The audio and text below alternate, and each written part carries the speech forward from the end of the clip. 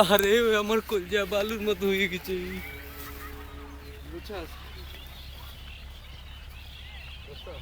হুম, আমরা এখন সাহারার মরুভূমিতে এসে পৌঁছে গেলাম। দেখছেন মরুভূমিতে ছোট ছোট খেজুর গাছ, এই যে আমরা খেজুর গাছ দেখতে পাচ্ছি। আর ওই যে রাসেল মরুভূমিতে হাঁটছে। ওহ, রাসেলের অবস্থা টাইট হয়ে গেছে। এই সে বিশাল সাহারা মরুভূমি, ওই যে সূর্য অস্ত যাচ্ছে আমরা দেখতে পাচ্ছি, দারুণ একটি সিন। ওহ, সো ফানি। এই যে আমাদের যে একটা বাইক ছিল, বাইকের দাগ, চাক্কার দাগ, এই যে দেখা যাচ্ছে রাসেল যেতে যেতে। এই তো একটু পানির দেখা পাওয়া গেল। 3 দিন যাবত আমরা কিছুই খাই না।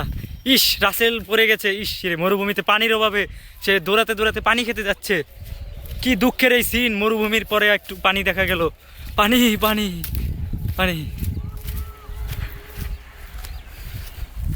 অনেক কষ্টে পর রাসেল পানি পেল এবং 2 গ্লাস পানি খেয়ে নিল।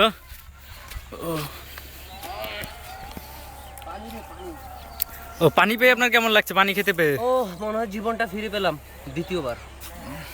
ও ও আমরা এখন আসছি ওই যে সাহারার মরুভূমিতে। দারুণ লাগছে পরিবেশ, তবে একটাই সমস্যা, পানির খুব অভাব। পানি পাওয়াই যায় না মোটে। অনেক কষ্টে এসে আমরা এই যে একটু পানি দেখা পেলাম।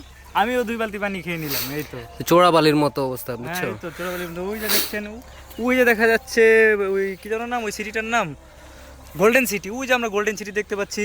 এদিকে স্প্রিং টাউন, আর এদিকে তো এই যে আছেই। ওকে, আচ্ছা, ভালো থাকবেন।